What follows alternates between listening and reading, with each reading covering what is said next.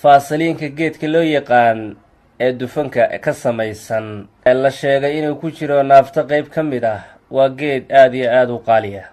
fiidiyaal horaan horay uga duubnay fawaa'id kala duwan oo dhinacyo badan qofka caafimaadkiisa iyo noloshiisa taabanaysa ayaanu ka sheegnay. maasha allah, faasaliinku aad iyo aad ayuu ugu fiican yahay qofka bili-aadanka. laakiin halka kan su-aalaha qaarkood ee walaalaha qaarkood nala wadaageen ee qaarkood dad badanaaya waxaa ka mid ah, faasaliinku ma u fiican yahay galmada, gaar ahaan ragga dhinacooda marka la fiiriyo? barnaamijka kan waxaa iska leh dadka isqaba ayuu gooni u yahay. wixii aan reer lahaynow naga raali noqo. faasaliinku waxa weeye walaalayaal waxyaalaha laga heli karo guri walba, inta badan guryaheenna. fawaa'id kala duwan oo kala noocyo ah ayuunu leeyahay oo in badan oo ka mid ah annaga aysan ka warqabin. faasaliinku wuxuu wataa daawo caafimaadinaysa jirkaada, gaar ahaan jirkaada hadduu qallalo, timahaada kuu qurxinaya, jirkaada kuu qoynaya, siinaya if qurux badan, cidyaha geesahooda haragga ka soo baxa oo ka diirma faraha ayuu daaweeyaayoo fiicnaysiiyaa oo sidoodii ku celiyaa. faasaliinku wuxuu ka mid yahay waxyaalaha ugu badan ee caalamku bili-aadanku isticmaalo. kareen buu wataa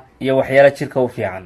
dowr muhiimuna ka qaataa inuu xoojiyo calaaqada xagga jinsiga ah iyo sariirta howlaheeda. galmada waa u fiican yahay, gaar ahaan dhinaca ragga markaynu fiirino.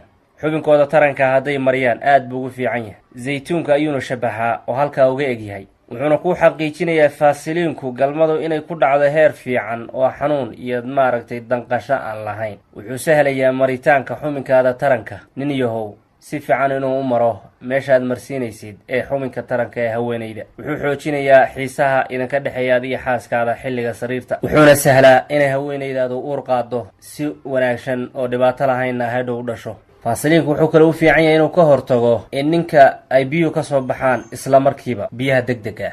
qaarkood waxay yidhahdaan faasaliinku wuxuu aad iyo aad ugu muhiimsan yahay in ninka biyihiisu ay soo baxaan uu dib u dhigo marka lagu jiro xaaladda baashaalka ee sariirta. laakiin qaarkood waxay leeyihiin inkastoo ay arrintaasi caafimaad ahaan iyo dhakhtar ahaan u sugnaanin, laakiin waa laga yaabaa inay saxiix tahay. jirkaada ayuu qoynayaa, bimacnaa uu nadiifinayaa oo ka dhigayaa mid jilicsan, waxaana sii xoogoobaya heerka jinsiga ee adiga xaaskaada isku qabtaan xilliga sariirta. galmadu markay dhacaysana qof walba inuu dareemo raaxo ayay keenaysaa. faasaliinku dhinacyo badan oo nolosha ah ayaa loo adeegsadaa. ku delig jirkaada iyo xubnahaada taranka, haraggaada kore, xataa timaha. gurigaada dhigo. fawaa'id badan ayaad ka helaysaa oo marba marka kale soo baxaysa.